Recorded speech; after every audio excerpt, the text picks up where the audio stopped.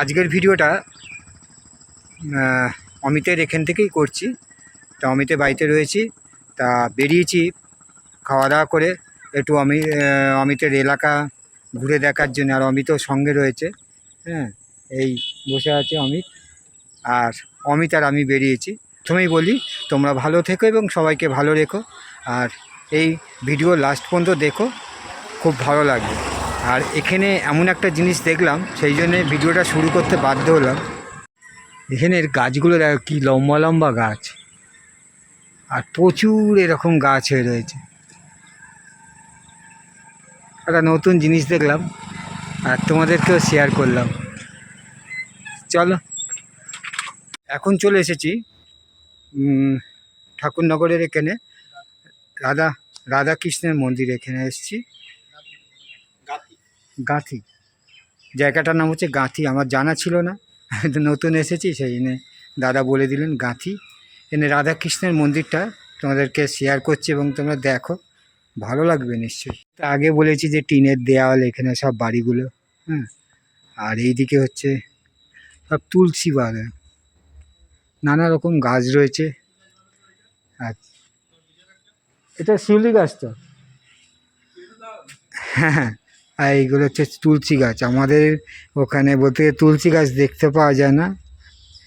আর তোমাদের বাড়িতে কাদের বাড়িতে তুলসী গাছ বেশি আছে বলো, কমেন্টে জানিও।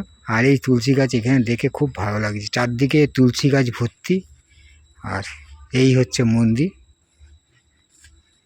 চলো মন্দিরে প্রবেশ করা যাক।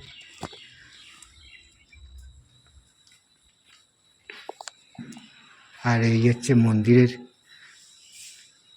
বসবার জায়গাটা, নাট মন্দির এটা। আর চারদিকেই দেখতে পাচ্ছ রাধাকৃষ্ণ নাম নেওয়া রয়েছে, খুবই ভালো লাগছে। আর এই হচ্ছে রাধাকৃষ্ণের মূর্তি।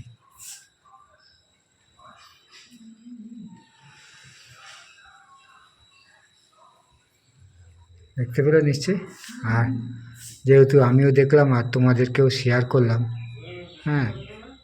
এখন দুপুর টাইম যেহেতু, সেই কারণে তালা দেওয়া রয়েছে, আমি খুললাম না। আর মন্দিরটা খুবই সুন্দর।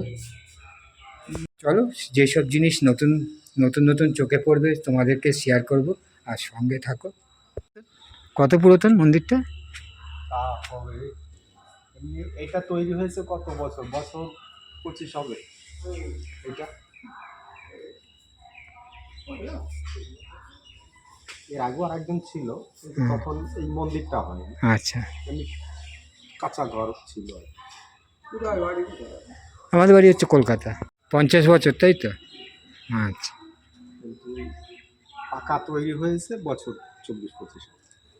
আচ্ছা, 50 বছর পুরাতন, কিন্তু এই যে পাকা সিমেন্টের হয়েছে 2-3 বছর হয়েছে এইরকম, হ্যাঁ, 10 বছরের কাছাকাছি।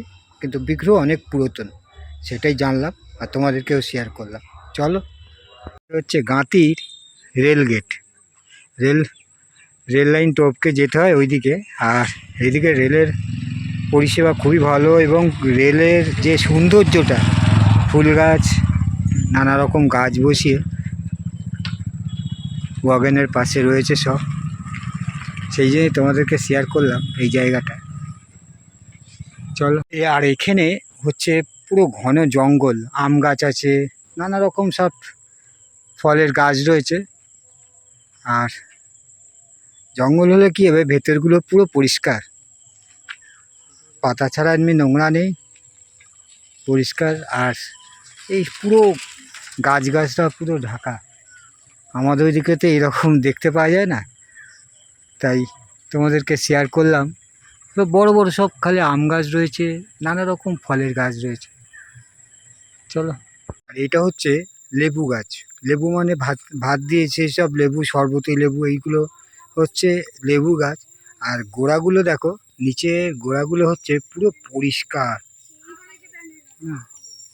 পুরো নিচে পরিষ্কার। এরকম বিশাল বড় বাগান, যেহেতু এইদিকে জঙ্গল আছে তোমাদের দেখাতে পারবো না, এখানে এক ফালি এখান থেকে দেখিয়ে দিই। এই কলা গাছ আছে, বললাম না, ফলের গাছ প্রচুর, আর প্রচুর লেবু গাছ এইদিকে। পাশে দূরে তাল গাছ আছে। লেবু গাছগুলি অসাধারণ লাগছে, কেন নিচগুলো এত পরিষ্কার আর উপরে পুরো গাছে ভর্তি। আর এখন দেখাতে যাচ্ছি তোমাদের, বলতে গেলে আমরা শহরের মধ্যে আখ নিগড়ে খাই, আর সেই আখের গাছ দেখাচ্ছি।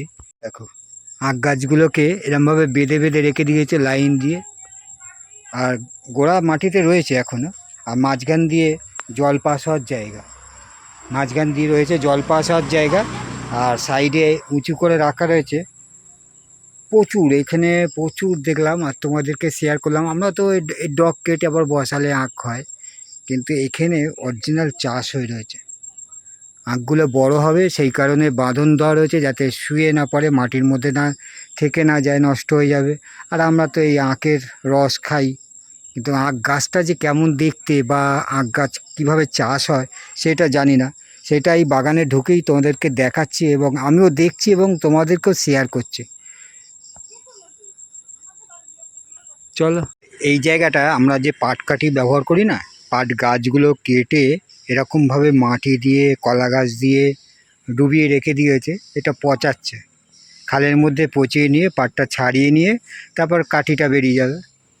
এরমভাবেই জলে চুবিয়ে রাখে, চুবিয়ে রেখে পচানো হয়, পচিয়ে। আর এই দিকেও হচ্ছে প্রচুর, ঘরে ঘরে বলতে গেলে এখানে আখের চাষ, আখ গাছ ভর্তি, প্রচুর আখ গাছ। খালি এদিকে কলা গাছ, পেছন দিকে পুরো আখ গাছ, আখ চাষ হয়ে রয়েছে। আর এখানেও আরেকটা এসে দেখলাম, এখানেও হচ্ছে রাধাকৃষ্ণের মন্দির, আর দুদিক দিয়ে ছাদে ওঠার সিঁড়ি, সামনে তুলসী মঞ্চ, আর দুদিক দিয়ে ছাদে ওঠার সিঁড়ি, আর মাঝখান দিয়ে মন্দিরের জায়গা, নিচের তলাটা। নাট মন্দিরের সঙ্গেই মন্দিরটা। আর তোমাদেরকে দেখাচ্ছি, চলো আমিও ভেতরে ঢুকছি আর তোমাদেরকেও দেখাচ্ছি। যেহেতু নাম কীর্তন হবে সেই জন্যে নিচে সব বিছিয়েছে, এখনও নিচে সিমেন্ট হয়নি, মাটি দেওয়া।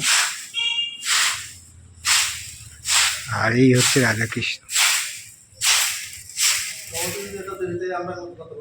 দেখেছি কত সুন্দর দৃশ্য, এবং মন্দিরটা কত সুন্দর। গীতা পাঠ হবে, আর নাট মন্দিরটা ঠিক এইরকম ধরনের দেখতে।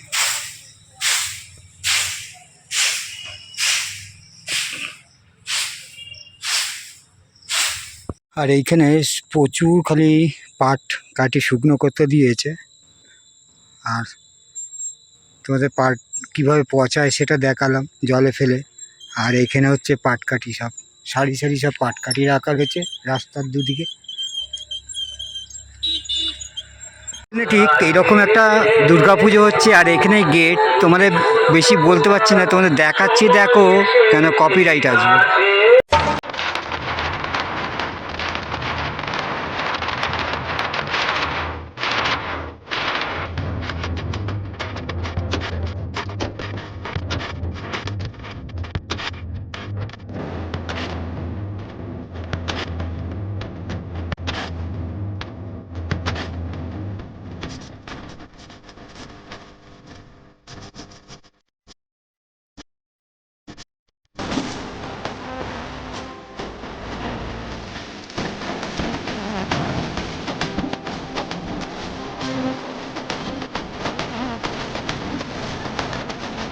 এই খানিকক্ষণ আগে অনেকটা ঘুরে ঘাড়ে সব আসলাম, এলাকা ঘুরলাম, খুব ভালো লাগলো।